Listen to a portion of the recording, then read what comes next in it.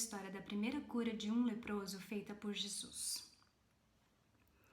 Descendo ele do monte, grandes multidões o seguiam, e eis que um leproso, tendo se aproximado, adorou, dizendo: Senhor, se quiseres, podes purificar-me.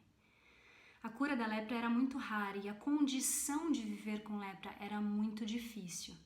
Essas pessoas viviam uma vida totalmente isolada da sociedade, fechados fora das cidades, tendo que se vestir de maneira que mostrasse que eles eram doentes, clamando pela cidade, mundo em mundo, e nunca podendo tocar nas pessoas nem serem tocados pelas pessoas. Soa familiar? Esse isolamento social que nós estamos passando agora, por causa do Covid-19, acaba jogando isso assim, a gente começa a sentir isso, esse isolamento, não poder estar em convívio com a sociedade, não poder tocar, não poder ser tocado.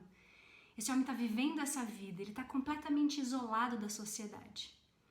É interessante que no Antigo Testamento só um profeta curou um leproso, e foi Eliseu. Eliseu curou o Naamã. E ele cura ele de lepra de uma maneira muito interessante, muito diferente do que Jesus faz aqui. Pensa, naquela época, ele nem sequer saiu da casa para receber ou falar com Naamã. E nem tinham as mesmas restrições que existiam na época de Jesus. Naamã ficou até profundamente ofendido. Mas ele cria coragem, este leproso. E apesar de não ter nenhum exemplo bíblico, nem nenhuma história da época dele que dizia que Jesus tinha curado um leproso, ele decide arriscar tudo que ele tem a perder para chegar perto de Jesus. Tem que ter muita coragem para sair e saber que você vai entrar no meio de uma multidão, chamar atenção, que as pessoas vão mostrar repulsa, vão se afastar de você, vão talvez até abrir o caminho para ele, para que ele pudesse passar. Mesmo assim, ele vai para perto de Jesus. E ele se joga aos pés de Jesus e ele, num momento de adoração, fala para Jesus uma coisa que mostra o tamanho da fé dele. Ele diz: Senhor, se quiseres, podes purificar-me. Ele mostra que ele teve toda essa coragem porque ele tem total fé que Jesus tem o poder de curar ele, mesmo Jesus nunca tendo feito isso antes. O triste é que ele começa a frase dele dizendo: se quiseres. Então, apesar dele ter uma fé enorme no poder de Jesus, e em quem Jesus é, porque para Jesus ter esse poder, você tem que entender que ele vem de Deus, só que ele não tem certeza se Jesus quer curá-lo. Muitas vezes eu vejo pessoas que se relacionam com Deus desse jeito. Eles têm fé e confiança no poder de Deus, no que Deus é capaz de fazer na vida deles. Mas eles não têm certeza se Deus quer.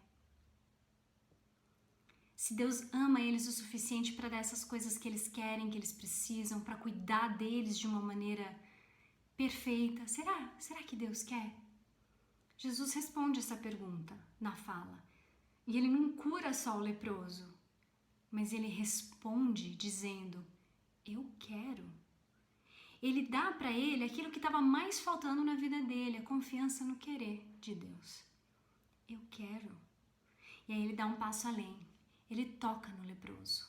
A primeira pessoa a tocar nele, e Jesus toca nele antes de purificá-lo. Jesus é imune a todas essas coisas, essas impurezas, porque ele é a fonte da água pura, a fonte da água viva, a fonte da água limpa. Na lei hebraica, a água era usada como ferramenta de purificação, e Jesus se apresenta como essa água. Ele toca no leproso, antes do leproso esperar, mostrando mais uma vez o amor, aquele amor que foi demonstrado no eu quero.